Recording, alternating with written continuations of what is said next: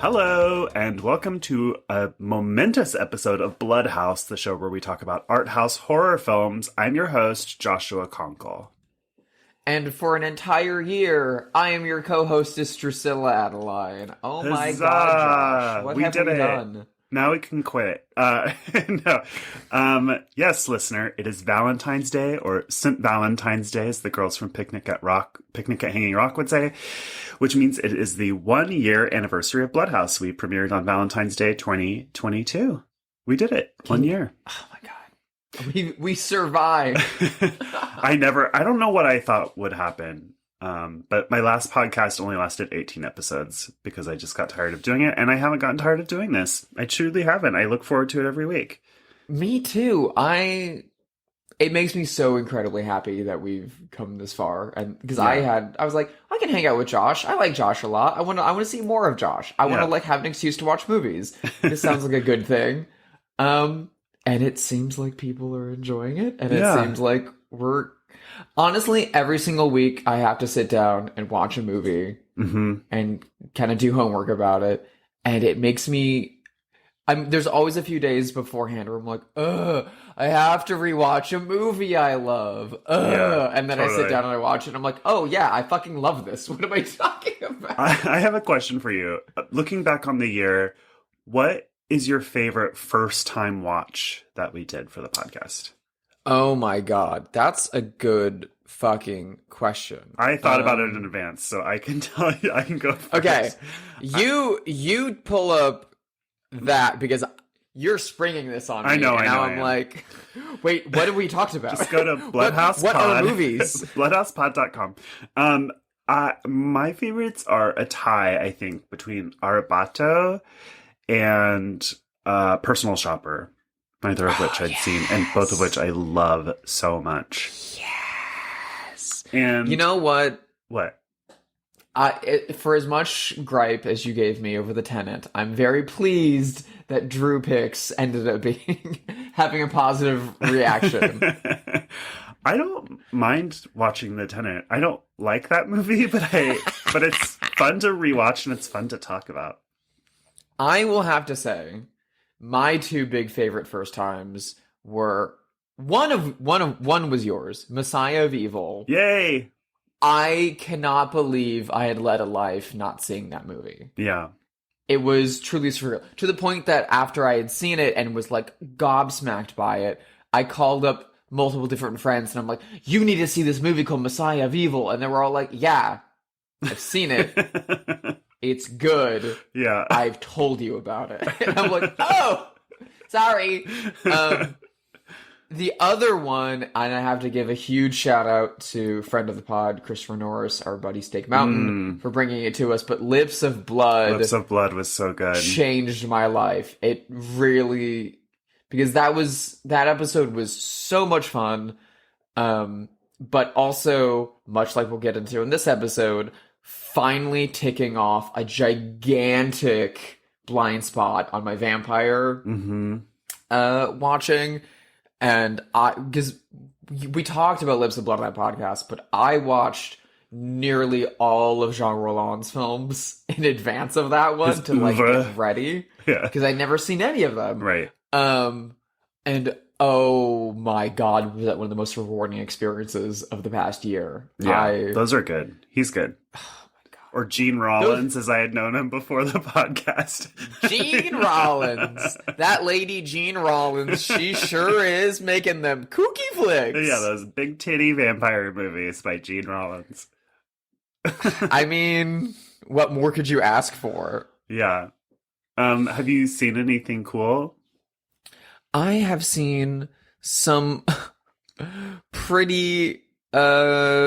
not like recent movies lately. The most recent movie I've seen is the movie we're talking about.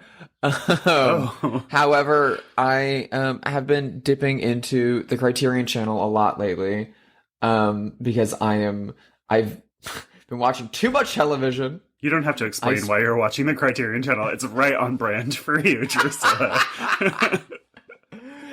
I don't know. I spent the past 2 months watching the TV show Castle from like 10 years ago. And I finished it, and then I was like, what have I done with my life? And so now I'm trying to watch a movie a day again, and it's all coming from the Criterion Channel. And so I watched a Derek Jarman film I'd never seen before, Wittgenstein, which was one of his last movies. I haven't seen that one. It was made in 93, around the same time that he made Blue, right before he died. And it is about Ludwig Wittgenstein, the philosopher. And it is a very Derek Jarman, like, black box stage, kind of surreal, very art stylized, theatrical kind of production. And Tilda Swinton's in it for 2 seconds, as always. Michael Gough has a big part, but it's primarily Carl Johnson, and it is so good and so funny, and it reminds me so much of Ken Russell, which is only fitting, considering that Derek Jarman did the production design on The Devils. I loved it so much. There's an entire collection of Derek Jarman's films up on the Criterion Channel at the moment. Do they have The Tempest? They do. It's nearly his entire body of work. Oh my gosh, okay. It's Last of England and Jubilee and Edward II, all the way up until Blue. I think War Requiem's on there as well. Highly, highly, highly recommend. Love Derek Jarman. I've only seen, shamefully, a handful of his movies. I really, really, really need to see more. I grew up watching Jubilee. Me too. I watched it so in, much. Middle school and high school. Yeah.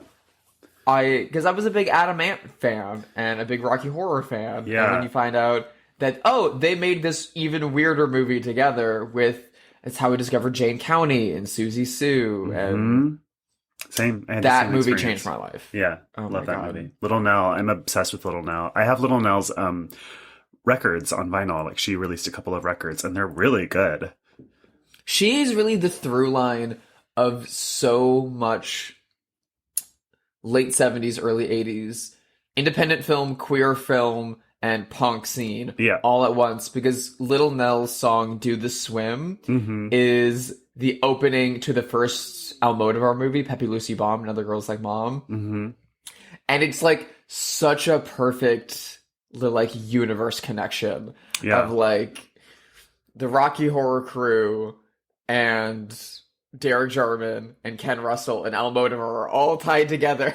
By this one high-pitched girl. And I love her so much. Fans of Drag Race or Drag who are listening, she also did the theme song to a movie in the early 80s called I Wanna Be a Beauty Queen, which was a taped drag show, a real drag contest every year. It's called the Alternative Miss World Contest, and it was drag queens, but some of them were bio women doing drag. Produced by Andy Warhol, hosted by Divine. And Little Nell did the theme song and performed the theme song in the beginning called I Want to Be a Beauty Queen, which is a great song. So it's worth again, the intersection of Andy Warhol, Divine, and Little Nell is like a circle. Okay. That's like that's the time, if I could choose any time to be alive, it would have been that time. It would have been like New York or London in the late 70s into the early 80s. Yeah. Yeah. I mean, a tough time, but... Yes. I mean... You'd want to kind of come back to the present before AIDS, I guess. Yeah. But that's when the fucking coolest, most rowdy people were making such incredible shit. I mean, all those photos of like Divine and Andy Warhol and Fassbender, and they're all hanging out together, and like everything's going great. Nothing could stop this awesome party. Yeah. All of these people will be around forever. To be young and AIDS and immortal are not coming. Anyway, have you been watching anything really spectacular lately? I actually have. I'm back onto movies. I went to New Bev on Friday afternoon and saw Badlands on 35mm. Gorgeous. Sissy. I mean, absolutely gorgeous movie, which we've been known. But God, it's so good to see on the big screen. Sissy Spacek and Martin Sheen are at their most hot and young and beautiful.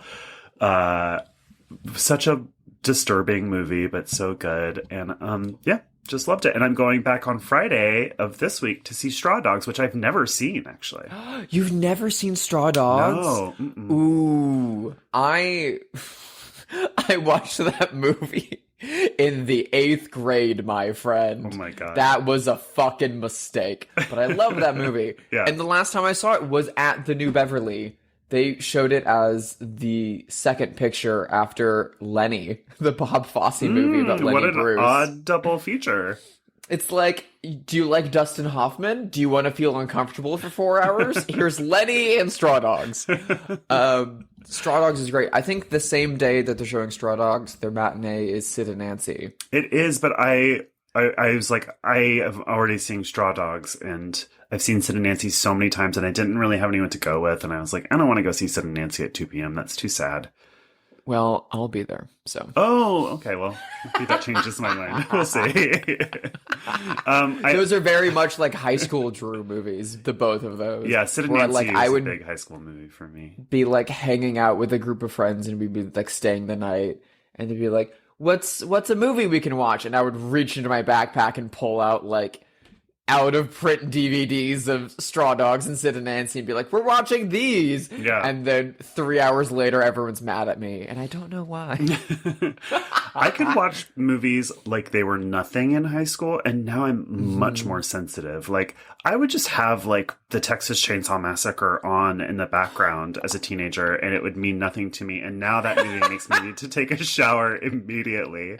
Or, you know, Nekromantik, which I know Joe Bob just played. I watched all the time like it was nothing. Sid and Nancy didn't depress me horribly. Happiness. Like, all of these movies were just like water to me. And now they're like, oof, I gotta watch Sid and Nancy.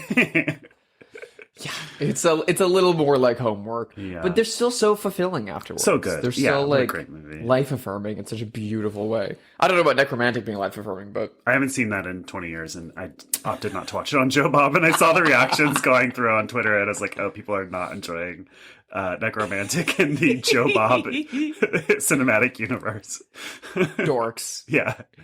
I also went and saw a new movie called Knock at the Cabin. Terrible title. Terrible film.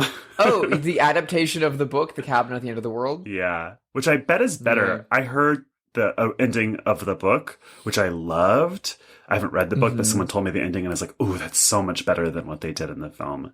It's just I've seen that the author of the book, even before the movie came out, has been not happy with the adaptation. Yeah.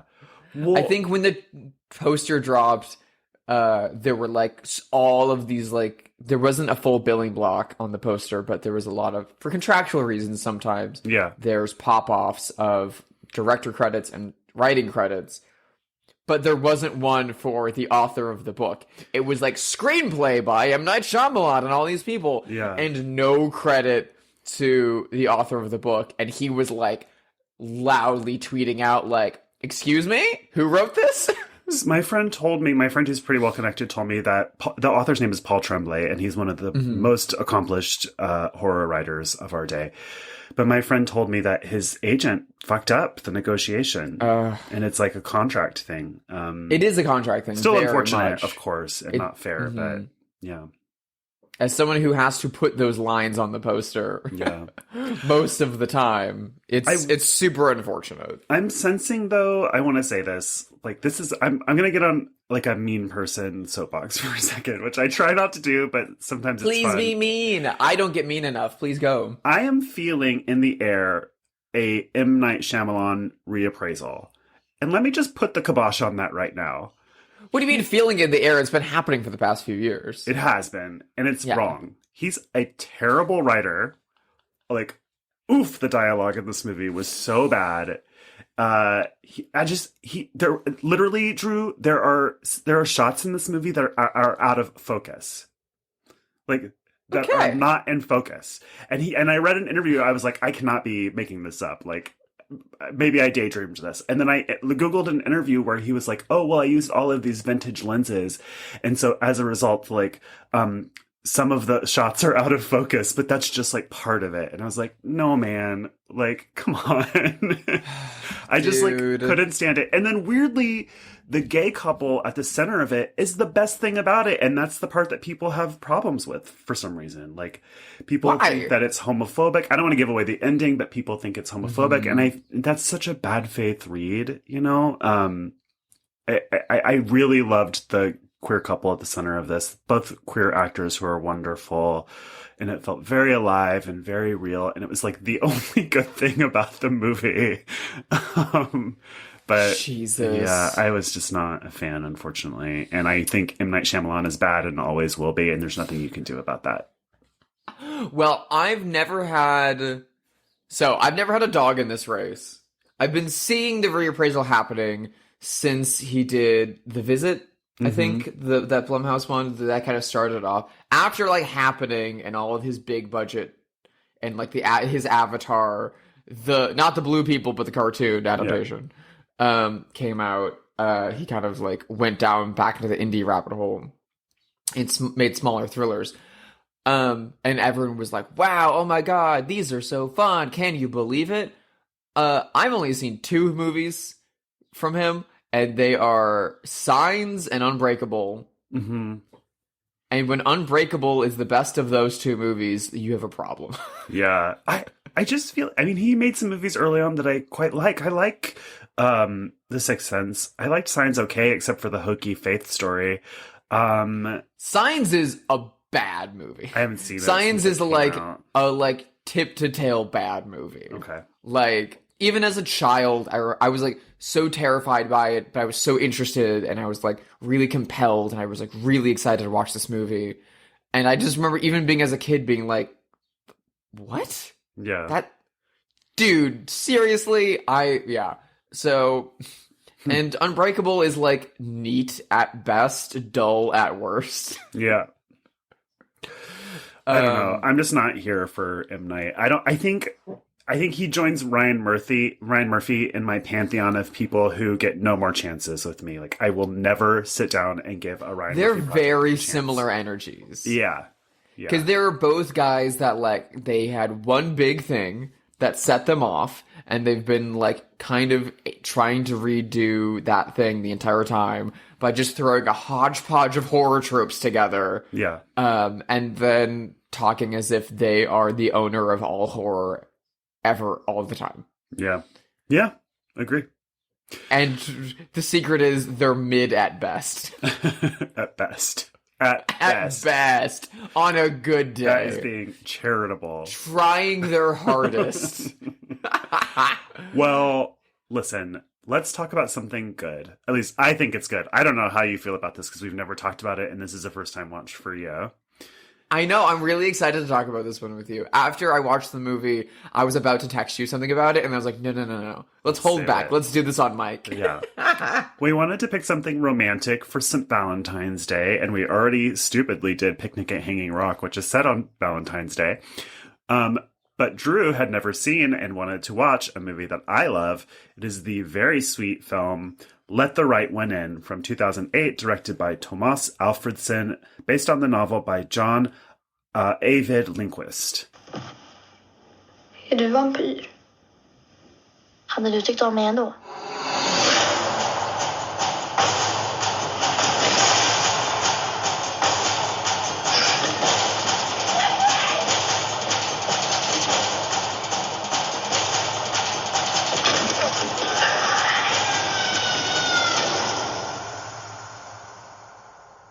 Vill du bli ihop med mig?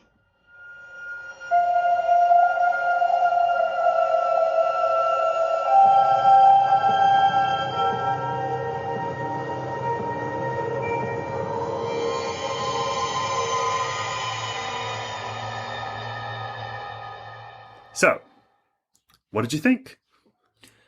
Okay.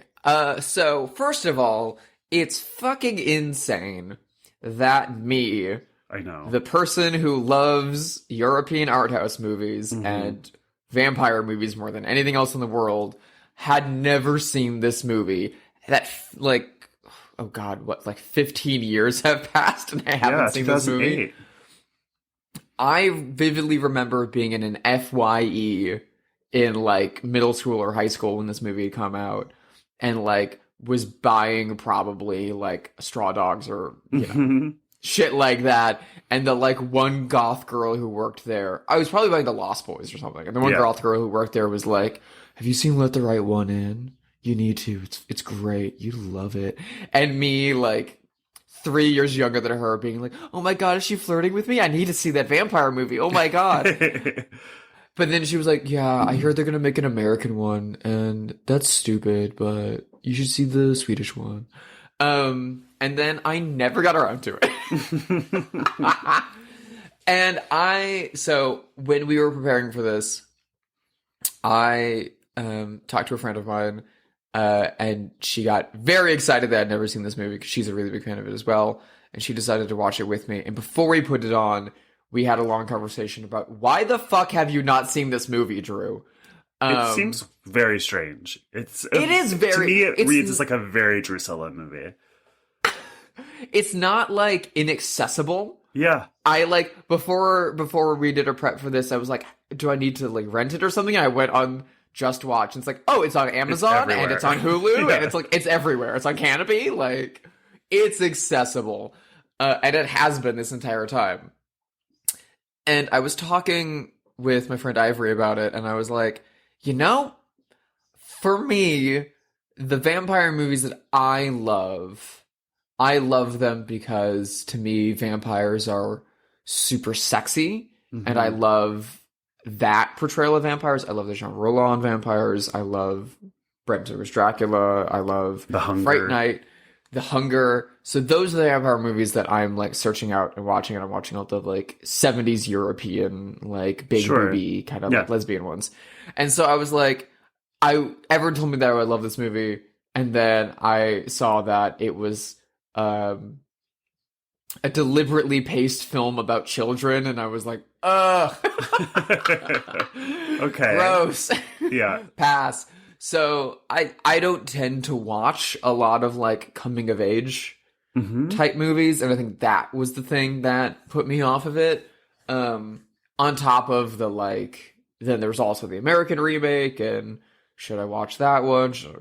Which actually we're not talking about that movie, but I might bring it up from time to time because I've seen it and I actually quite liked it, and I think the backlash is unfair and sort of. We'll bring it up later because I want to ask you some questions and I've also read the novel too, so we can use those as like contrast. Awesome. I will lean on you as the right one scholar. Okay. Because on the whole, and this is a terrible way of starting this sentence, on the whole, I enjoyed Let the Right One In. Okay. There's a giant asterisk on that. Okay. So we can get into that in a bit, but, like, the cinematography is incredible.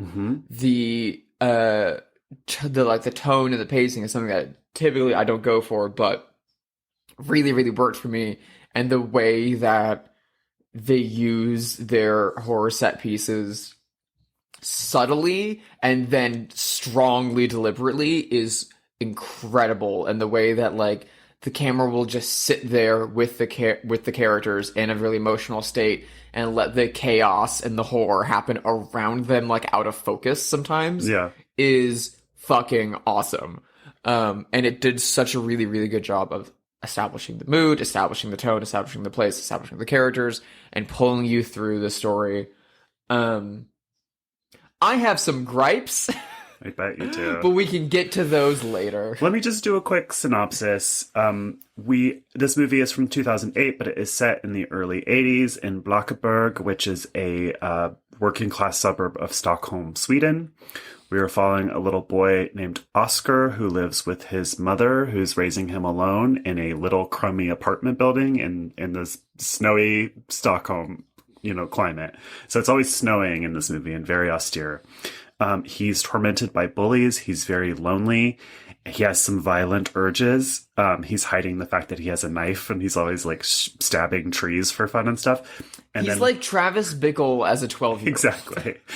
Or could be. There's, like, the potential for that there. And then one night in his apartment building, in the playground in the courtyard of the building, he meets a little girl named Ely, who has just moved into the apartment complex with an older man who at first presumed to be her father, but is not. And it turns out, spoiler alert, she is a vampire, and they form a very sweet but fucked up friendship.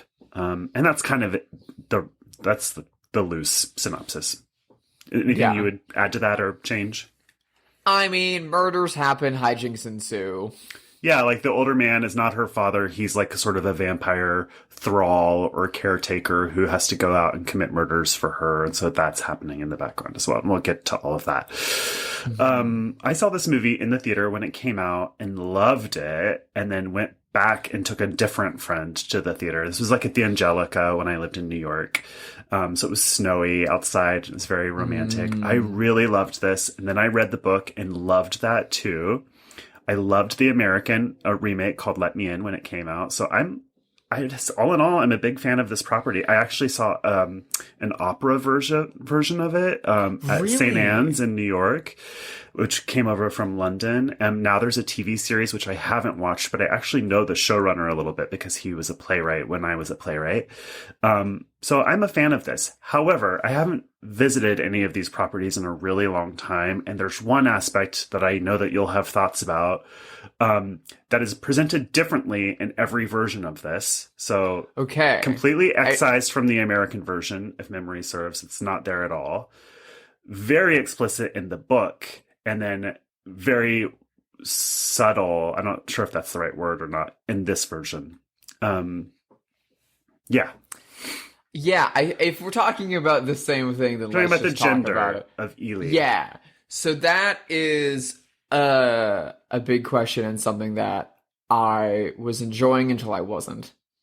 Well, let's just talk about it now. We don't have to go in order, right? So Ely is a little girl the same age as Oscar, which is 12.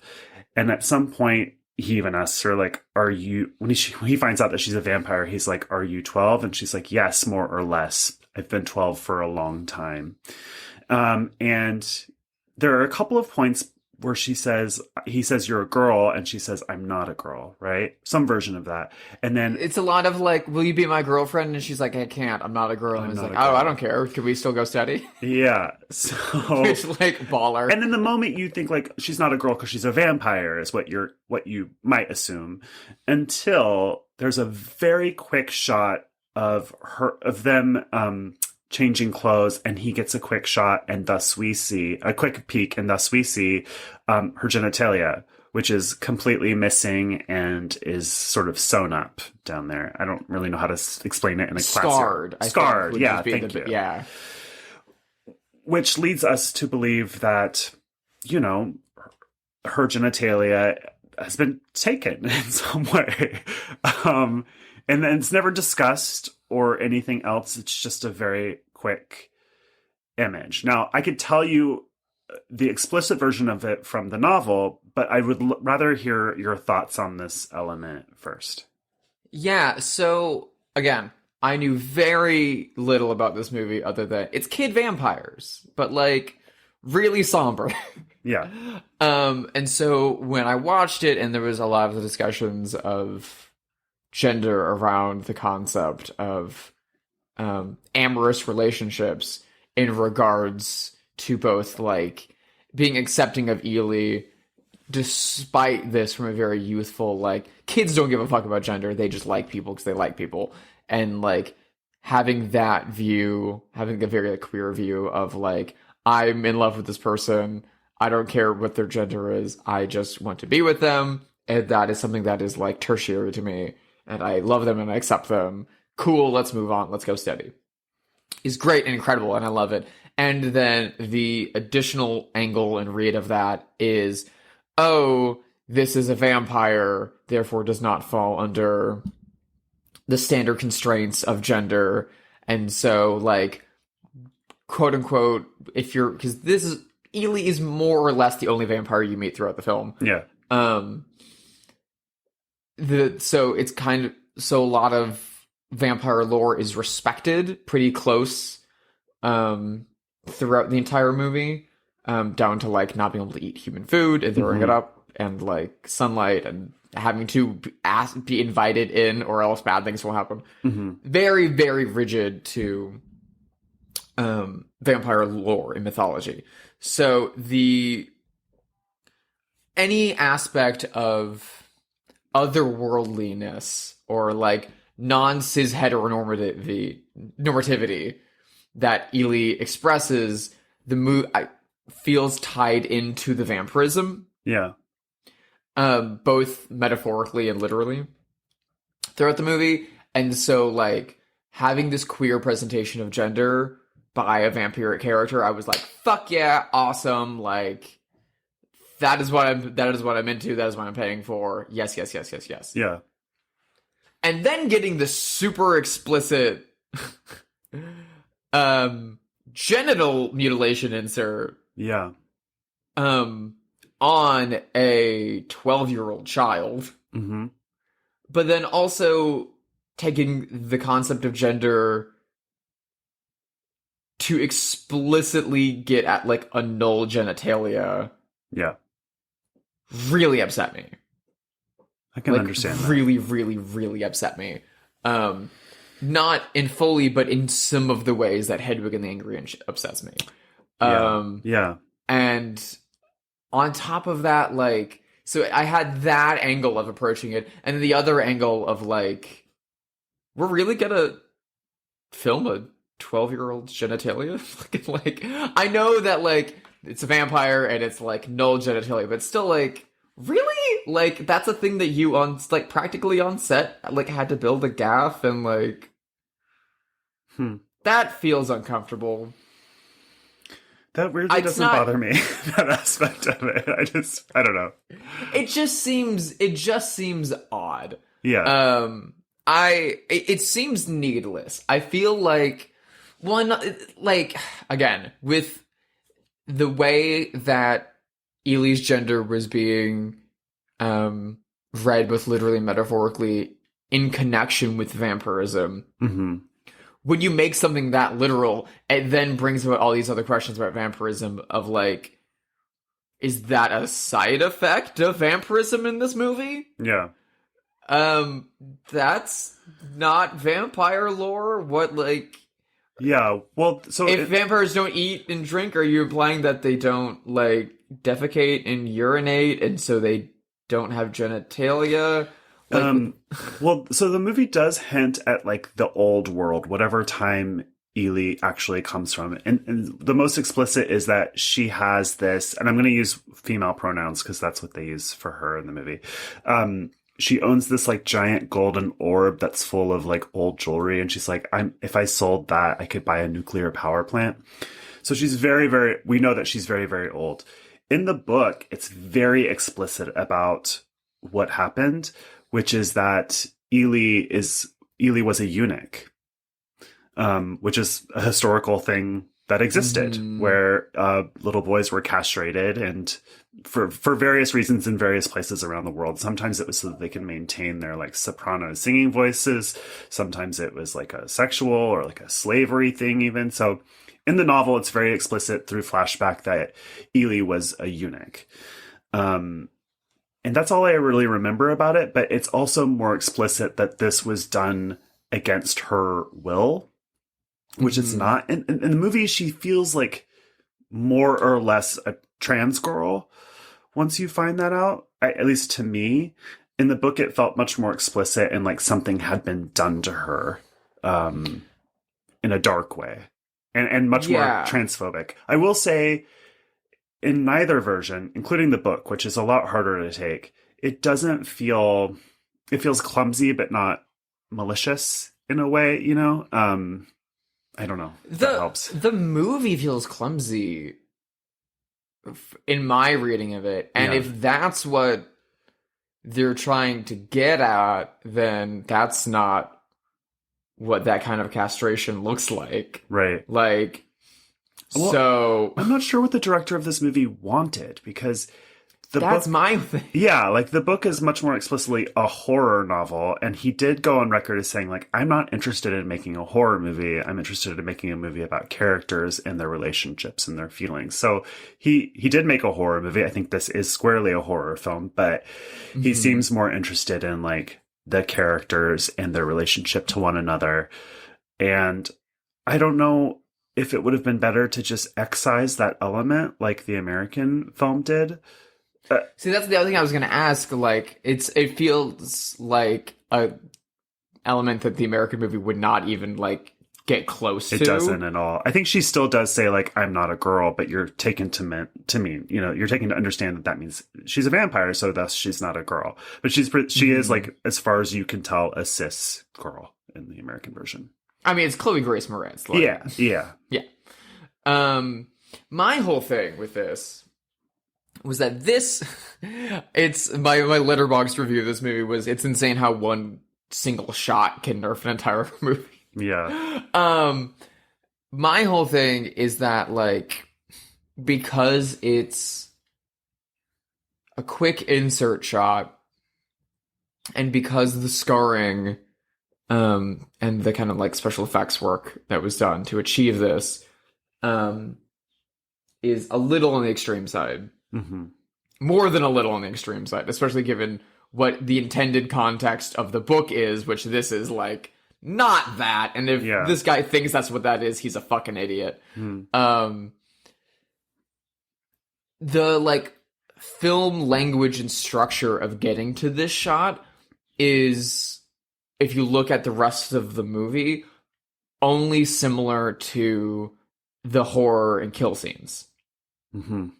The, like, filmic structure of, like, the quick insert shot, the, like, build up of the suspense before Oscar, like, peeps behind the door to see the, like, you only get a snippet, quick little short look at this, like, special effect we built. It's not dissimilar from the way that they treat some of the acid scarring that we see later on, or some of the way that we see a character set ablaze or someone have their throat slashed. Yeah. And so, as an audience member, following the rhythm of the movie and following the, like, editing patterns of the movie, this insert and this element of the story feels more included for shock value. Yeah, it's provocative, for sure. In a way that makes me like it even less. Okay. I understand and that. it feels not sympathetic towards the characters. And so if his intention is not to make a horror movie, to make a movie that follows through with its characters, he wouldn't have shot and edited that scene that way. Mm-hmm. I'd buy that. I can understand that. How so much that did that feels ruin like the movie for you? Like, to what degree? Like, would you say that you like this movie, or no? I would say I like it, but that's a soft like, Mm-hmm. and I should have loved this movie. Yeah. If that shot were not in the movie, would you love this movie? Yeah. Yeah. Yeah. It's such a shame.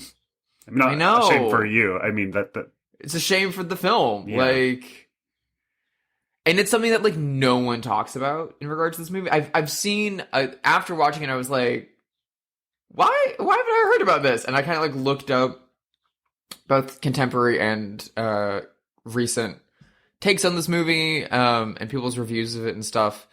And, like, I've seen people praising the discussion of gender around the conversation that the two kids have throughout the movie. And I've seen people, I've seen more people read Ely as a non-binary character because of the "I'm not a girl" conversation, and praising it as a queer relationship because of that. I've seen not a single person comment on that insert.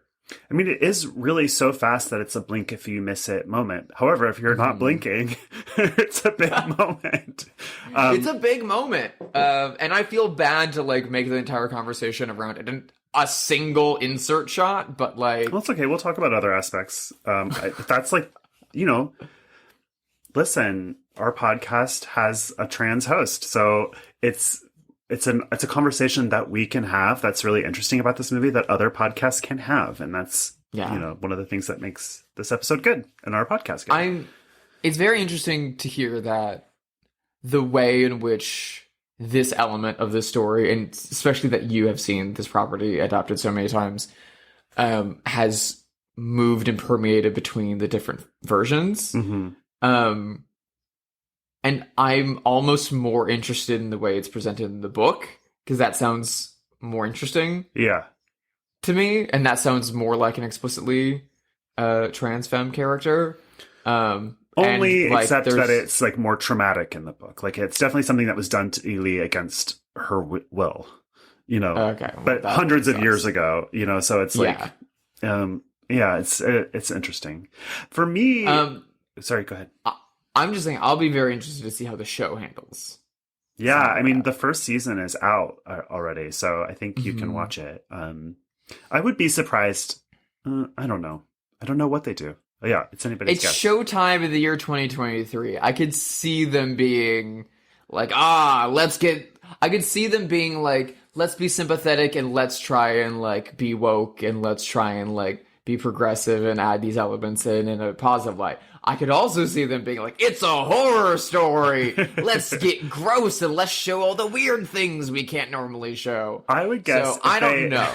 I would guess if they included it all, that she's probably trans in the way that like you are born trans and you decide to be a trans person, not like something was done to her against her will. That's my guess, but who knows? Yeah. I mean, I think that is part of the other reason that I find this element of the story and the property in general so frustrating, because like I want that. Yeah. That is what I've wanted for so long, and I feel like so much of this movie, like there's so much potential in this movie to be like so specifically targeted toward what I've been lacking in cinema as like an art house vampire fan who's a trans person who's just wanted to transpire for so fucking long. Transpire is so funny. I mean, Sister Hyde is a transpire, so I'll give her that. The movie Bit, unfortunately, sucks. I wish that was a better transpire movie. So, like, it would have been great for this movie to be, you know, bringing that element in a way of characterization. If Alfredson really wants to make a movie about character, that would have been an interesting, sympathetic aspect of the character to explore. He didn't. He went for shock value. Yeah. And I think that's stupid and lame, and really belittles so much of the genre and so much of what makes the genre great, which is a fucking shame. So, understood. I know, maybe someday. Understood. I want to talk about the character Hawken, which is her caretaker. So her familiar dude? Yeah. So I felt very differently about this movie upon rewatch, and it's been many, many years since I'd seen any version of this.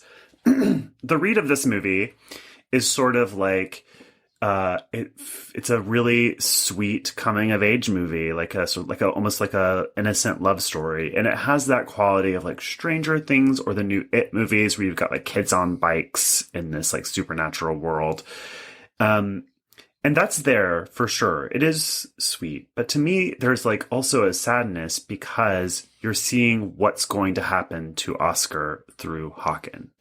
This is an older man. He's in his 60s. He loves Ely. Presumably, he's been with her for a long time. He's killing on her behalf to keep her alive.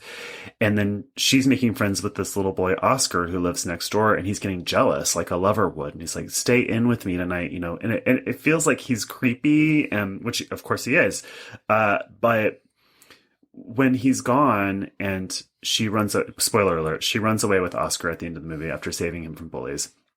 It makes me sad because I know that Oscar is going to turn into Hawken. He's going to waste his life taking care of a vampire, and she's going to replace him. Like The Hunger. Like, that's what The Hunger is about. Like, that's what's going to happen to Oscar, and it makes me really sad now. And I didn't read it that way when I saw it in 2008. And I don't know if that's like my fear of aging now that I'm middle-aged or what, you know, like there is that quality to it. That's in The Hunger as well, right? Like that's a big part of The Hunger, but I think it's a much more subtle, kind of almost sinister aspect of this movie, because the way that they reach the ending and the way that it's so much couched in Oscar's point of view, that it is told like the sweet little romance. It is told like, you know, a coming of age movie, not akin to like My Life as a Dog or something like that, where like everything's gonna be great. We ran away and I'm with the person I love and the bullies are all decapitated. We'll be fine. And so it kind of ends on that point where you're like, happy ending.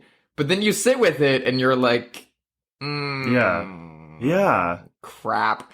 Because like the movie does establish that Ely has the ability to turn people into vampires.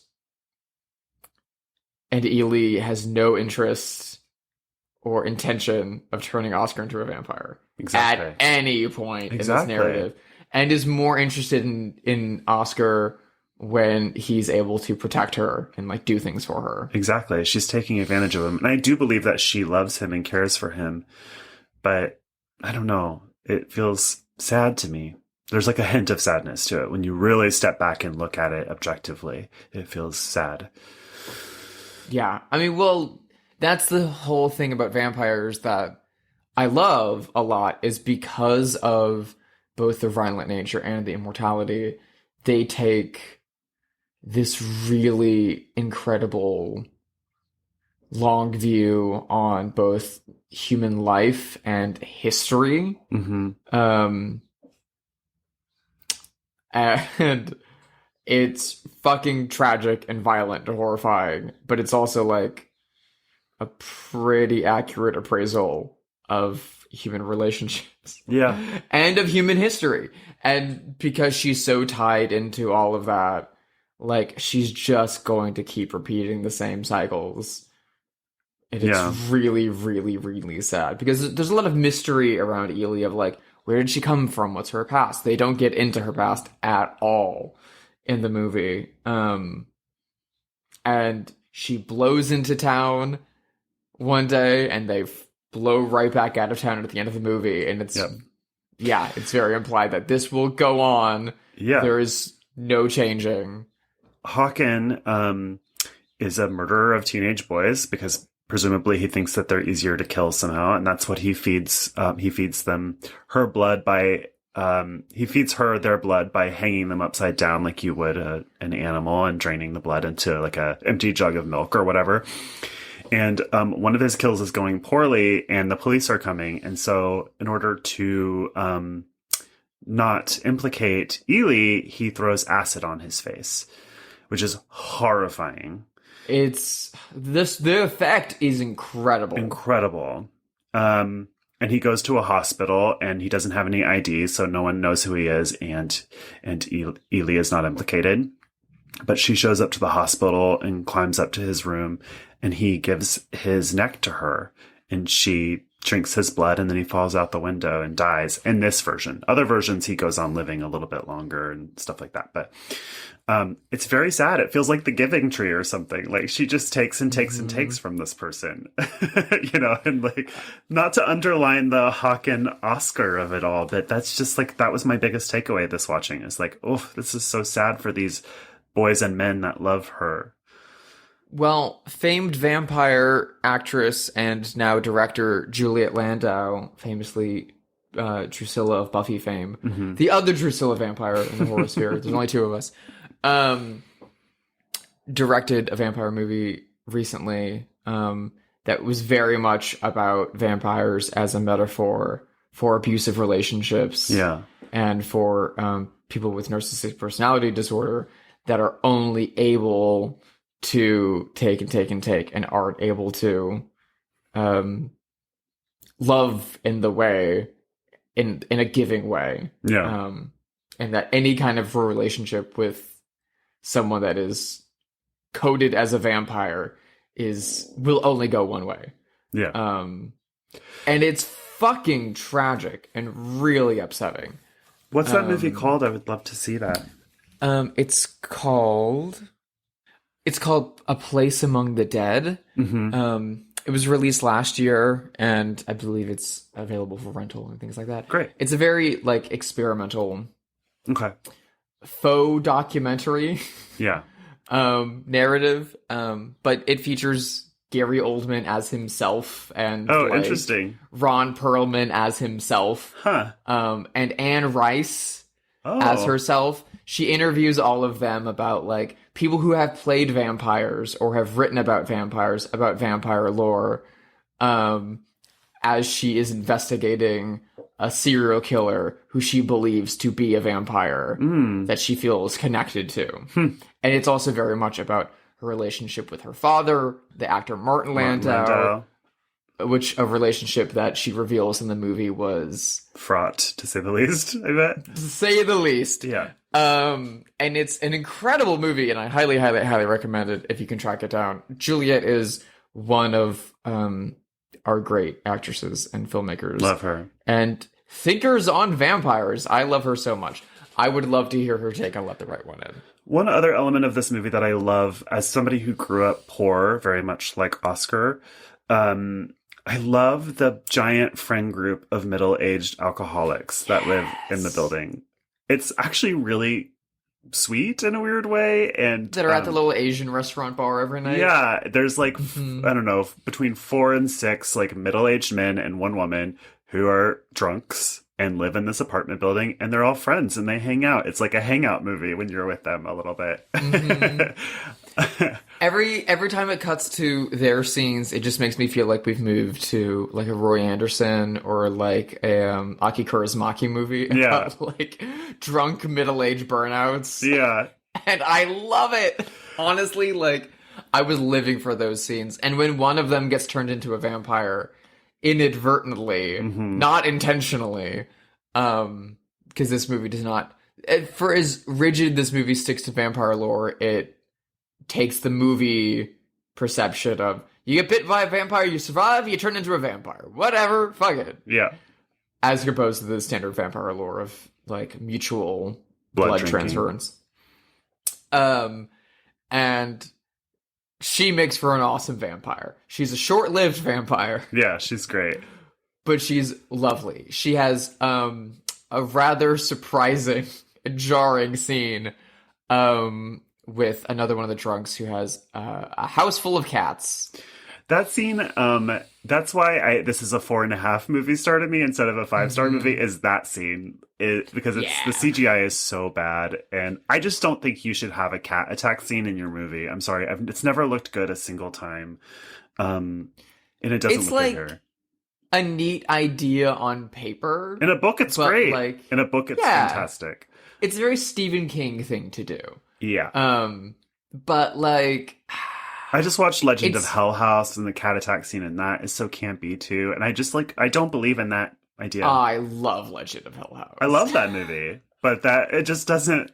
The movie's actually quite scary, but that is camp. That cat attack. Whenever anyone's getting attacked by a cat or a small animal don't like do that, it's either bad CGI, which this movie at least avoids the pitfalls of 70s movies where someone gets attacked by a cat, which is an actor with a cat puppet flinging around, being like, oh. Yeah. At least this one is like a mob of cats all over her, but they are so badly rendered. It's really embarrassing. And an otherwise beautiful movie. I know, and like because the rest of the film you see all of those real cats, and then she walks into the apartment and you're like, that's not a real cat. That's a fake cat. But then the rest of the CGI throughout the movie is used really, really subtly to like mask shots, speed along Ely's movements occasionally. Like we mentioned, when Ely climbs into the hospital room to drain her familiar, that shot is incredible, and I don't know how they did it. You start with Ely comes into the hospital, checks in with the nurse to find out where his room is, and then she leaves, and the nurse follows her out. And the nurse comes outside, and you get a big wide shot, like a fisheye lens, a big it's a wide angle lens shot on the hospital exterior as the woman comes out into the foreground, kind of smokes a cigarette for a minute, looks around, and then goes back in. As you start, and then Ely continues moving up the building, and you realize that she's been just sitting on the side of the building, like 4 stories up the entire time. Yeah. It's great. It reminds me a lot of the jump scare from The Exorcist 3. Because you're just sitting there for a minute being like, what? Oh, God! There's also a shot in Bram Stoker's Dracula like that where Jonathan Harker looks out the castle window and sees Dracula. Gary Oldman just shimmying down the castle walls. That Great. one, at least, like, I can see, like, how they did it. Like, oh, like, it's really cool and stylized, but you just got Gary Oldman on the floor doing this, and you put it at a weird angle and, like, matted over there. Great. This is one shot, and she's hanging up there the entire time. Yeah. From a wide angle all the way up there, and then crawls up. And it's like, do you have a stunt performer it's so just, like, waiting there the whole scene? How the fuck did you do that? It's great. I love it. Well... Let's play Have They Seen It, the game where we speculate wildly whether notable figures have seen this film. Who is Swedish? Do you think Robyn has seen... Pop singer Robyn has seen Let the Right One In? This is kind of a mainstream movie. Who is Swedish? I don't think so. I would love her to. And you know what? I would love for this movie to include her cover of I Think We're Alone Now would have been a great needle drop in this movie. Oh, speaking of music, we forgot to mention that the title Let the Right One In is a reference to a Morrissey song called Let the Right One Slide In. So that's just a fact. I did not know that. That makes sense. So we're a no on Robyn. American remake title all the worse. So Robyn's a no. Yeah, I'm gonna say Robyn's a no for me. I can't imagine her seeing it. I hope she has. I think it'd be dope if she has. What do you think? Do you think? I think that she's a giant stan? I think she has. She's. Do you think she enjoys it though? Yeah, she's like a Gen Xer, right? So she would have been an adult when this came out. It's a Swedish movie, and she lives in Sweden and is in fact Swedish. I think she's seen it. I think she would like this. That's my take. I think you're right. Since we're talking about cat attacks, it made me think of maybe the most famous, do you want to say infamous movie about cat attacks? That would be Stephen King's Sleepwalkers. So I'm wondering if the director of Sleepwalkers, Mick Garris, horror icon Mick Garris, has seen Let the Right One In. Yes. This is such a simple... Sure. Fuck yeah, of course he has. And I'm sure he loves this movie. I need to rewatch Sleepwalkers. I watched it. It was on TV. Do you? I'm curious. When it came out, I was probably like 11 or 12, and it was on cable all the time. So I watched it like 20 times in that year, but never since. And all I remember is that she stabbed someone with a corn cob. Yes, she does. Like through the chest. Yeah. The best part of that movie is Madchen Amick vacuuming the floors at the Aero Theater in Santa Monica. Listening to the dancing around doing that. That's the best scene. She's incredible, that whole movie. It is, I will say, one of the movies on my Indiana shit list of like, you set the movie in Indiana, it's clearly not Indiana, fuck you. Yeah. Don't make Indiana's already bad, don't make it look worse. Oh my god. Who else? 2008. That's the indie sleaze era, which is like my favorite time to be alive. I was 26 or 27 this year. So I was going out a lot. Do you think Beth Ditto from Gossip, which was my favorite band at the time, has seen Let the Right One In? I don't know Gossip.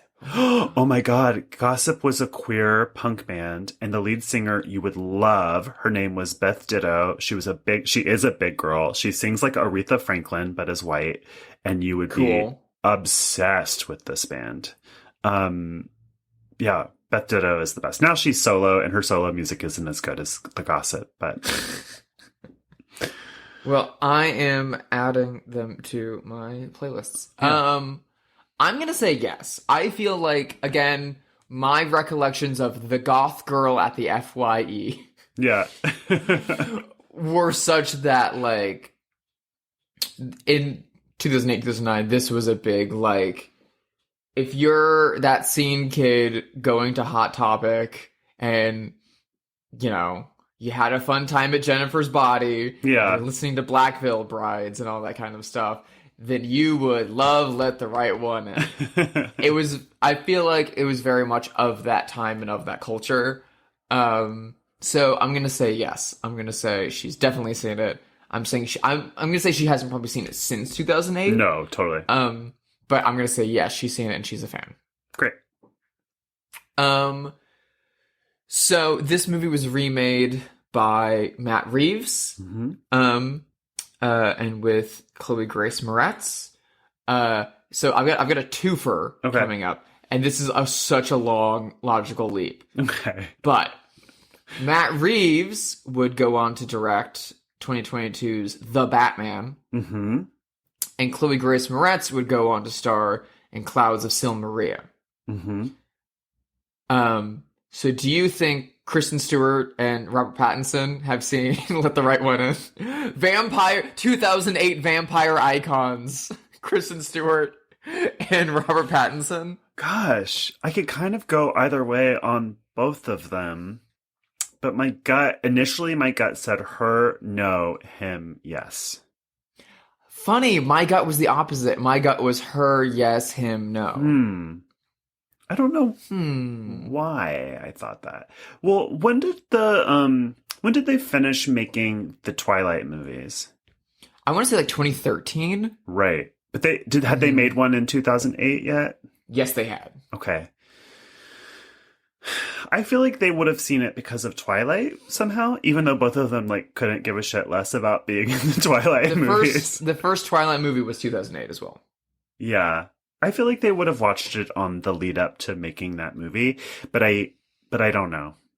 Because neither of them cared about it. It felt like neither of them cared about being in Twilight, and they... Oh, no, they did not like those movies. Yeah. It's like the cast of Riverdale being like, let us out of here. Please let us out of Riverdale, by God. I feel so bad for them. I feel like maybe in 2008, one of them saw this. Maybe Pattinson saw it in 2008 when he was like, I'm going to do a vampire movie. I should do some vampire research. There's a vampire art film out. I'll do that. And maybe he saw Let the Right One In and loved it and was like, Twilight's going to be just like this. Teenage vampires falling in love. It's snowy setting. That's exactly what this is going to be like. Yeah. And then that let's headcanon that conned him into doing Twilight or something, or into being more confident about doing Twilight after he'd filmed it or something. But Kristen Stewart had a bad time on Twilight, didn't enjoy it, didn't give a fuck, could care less, whatever. Time passes, 10 years later, 12 years later, she's working with Olivier Zayas and David Cronenberg and stuff like that, and someone's like, you should see Let the Right One In. It's a beautiful, gentle art film about all this stuff. It's about a queer relationship and stuff like that. And I think under that lens, in that context, she would see it and she would enjoy it. Totally. I think both of them would enjoy it. Yeah. And I think the question, as always, of either... have they seen it? Not would they enjoy it, have they seen it? And I think by now you're right, they've both seen it. I think by now both of them have seen it. I'm more interested in which one saw it in 2008. I like the idea of the executives at Lionsgate were like, okay, we're gonna make you look like a couple in the tabloids, so you two have to go out on a public date to go see Let the Right One In. Let the Right One In. As Twilight marketing. Yeah. Well, what a year. I'm so grateful for it. I'm grateful to do this with you every week. I love doing this show. I love the show. I'm proud of us. We did it. Are you doing anything for Valentine's Day? I am going to the movies, obviously, with some friends of mine to go see Infinity Pool again. Oh, yeah. My friend Ethan hasn't seen it. And his girlfriend, aka my best friend in the whole goddamn world, Annie Elizabeth Williams, will be going with him and my friend. We're all just kind of going as a group to go watch Infinity Pool on Valentine's Day. Yeah. How are you celebrating Valentine's Day, Josh? How are you and Joel bringing in another year of Saint Valentine's? Well, magic? We don't really celebrate that, but Joel is sick too, so he's got a cold. But I'm going over to my friend Michael's tonight with a big group of friends to watch My Bloody Valentine from 1981, which is my favorite slasher, just about. It's up there. Same. It's so good. Yeah.